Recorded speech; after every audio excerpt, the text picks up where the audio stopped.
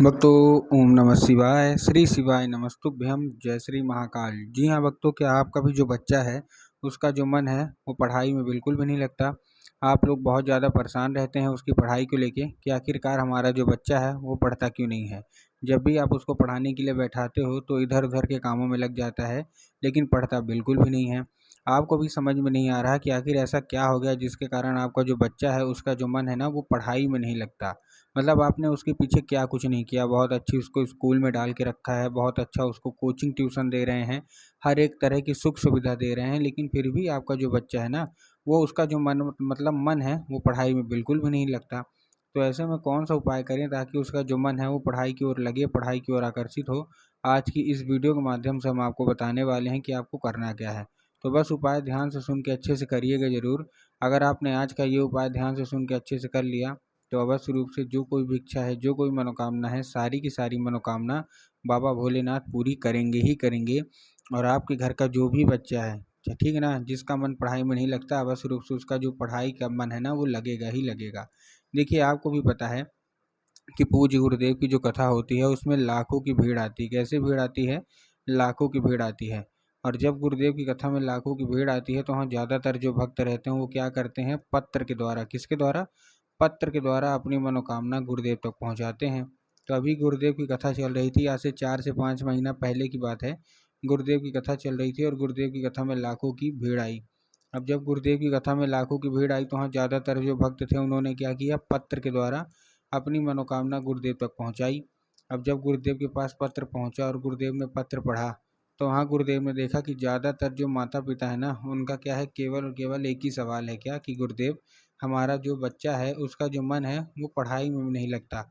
हम बहुत ज़्यादा प्रयास करते हैं उसको पढ़वाने के लिए, लेकिन फिर भी वो पढ़ाई को छोड़ के हर एक काम करता है, लेकिन पढ़ाई बिल्कुल भी नहीं करता। कृपया करके कोई ऐसा उपाय बता दें ताकि हमारा जो बच्चा है ना उसका भी जो मन है वो पढ़ाई की ओर आकर्षित हो। जब गुरुदेव ने देखा तब गुरुदेव ने 2 से 3 उपाय बताए और कहा, केवल और केवल ये उपाय कर लेना, तुम्हारा जो भी बच्चा है जिसका भी मन पढ़ाई में नहीं लगता, अवश्य रूप से उसका जो मन है ना वो पढ़ाई की ओर आकर्षित होगा ही होगा। अब जब गुरुदेव ने उपाय बताया तो लोगों ने जा जाके इस उपाय को घर में करना शुरू कर दिया। अब जैसे ही लोगों ने जा जाके इस उपाय को घर में करना शुरू कर दिया, वही लोग गुरुदेव की कथा में मात्र 1 से 1.5 महीने के बाद वापस आए। अब जब वही लोग गुरुदेव की कथा में वापस आए तो उन्होंने क्या किया, फिर से एक बार गुरुदेव को पत्र लिखा। लेकिन ये वाला जो पत्र था ये गुरुदेव को धन्यवाद के रूप में पत्र था कि गुरुदेव धन्य हो आपका, आपके द्वारा बताया गया उपाय हमने कर लिया है। हमारी सारी की सारी जो इच्छा है ना, सारी की सारी जो मनोकामना है वो पूरी हो गई है। हमारा जो बच्चा था जिसका भी मन पढ़ाई में बिल्कुल भी नहीं लगता था, अब वो बिना कुछ बोले बिना कुछ कहे केवल और केवल पढ़ाई ही करता है। आपका कोटि कोटि धन्यवाद। तो देखिए, जो लोग भी मेरी आवाज़ सुन रहे हैं ना, अगर आपको भी जानना है कि आखिर ऐसा कौन सा उपाय है जिसको करने मात्र से जो बच्चे होते हैं वो अपने आप पढ़ाई की ओर आकर्षित होने लगते हैं और पढ़ने लगते हैं, तो चलिए हम बताते हैं आपको आज की इस वीडियो के माध्यम से कि आपको करना क्या है। तो बस उपाय ध्यान से सुन के अच्छे से करिएगा ज़रूर। अगर आपने आज का ये उपाय ध्यान से सुन के अच्छे से कर लिया तो अवश्य रूप से आपका जो भी बच्चा है जिसका भी मन पढ़ाई में नहीं लगता, अवश्य रूप से उसका जो मन है ना वो पढ़ाई में लगने लगेगा और आपका बच्चा हमेशा पढ़ाई में अव्वल आएगा। ठीक, तो चलिए चलते हैं हम लोग उपाय की ओर। लेकिन उससे पहले चैनल पे अगर पहली बार आए हैं और आवाज़ मेरी पहली बार सुन रहे हैं तो वीडियो कर दें लाइक और चैनल को भी कर लें सब्सक्राइब, ताकि पूजनीय पंडित प्रदीप जी मिश्रा के रोज़ नए नए उपाय जो कि मैं उनकी कथा से सुनता हूँ, श्रवण करता हूँ, सबसे पहले मैं आपको प्राप्त करा सकूँ। ठीक, तो देखिए, जो हमारा सबसे पहला उपाय है वो 3 काली तिल और 1 धतूरे का उपाय है। अब इस उपाय में आपको करना क्या है, इस उपाय में आपको 3 काली तिल लेना है और 1 धतूरा लेना है। क्या लेना है? 3 काली तिल और 1 धतूरा। ठीक, अब देखिए, काली मिर्च और काली तिल में ना बहुत सारे लोग कंफ्यूज भी होते हैं, काली तिल लेना है कि काली मिर्च लेना है। तब गुरुदेव ने साफ साफ बताया कि आपको काली तिल ही लेना है। ठीक, ले लिया। अब लेने के बाद आपको करना क्या है, जैसे आपने ले लिया ना, लेने के बाद आपको पहुंच जाना है सीधे सीधे शिव मंदिर, मतलब अपने बच्चे को दे देना है और भेज देना है कहाँ, सीधा सीधा शिव मंदिर। अब जैसे उसको शिव मंदिर भेज देंगे उसको क्या बोलना है कि दक्षिण दिशा में खड़ा हो जाए और उत्तर की ओर अपना चेहरा कर ले। अब देखिए, दक्षिण और उत्तर में भी बहुत सारे लोग कंफ्यूज होते हैं कि दक्षिण क्या है, उत्तर क्या है, हमको थोड़ा साफ साफ बताओ। तब गुरुदेव ने साफ साफ बताया कि जो जलाधारी है शिव मंदिर की, उधर साइड अपना चेहरा करके खड़े हो जाइए। ठीक, खड़े हो गए।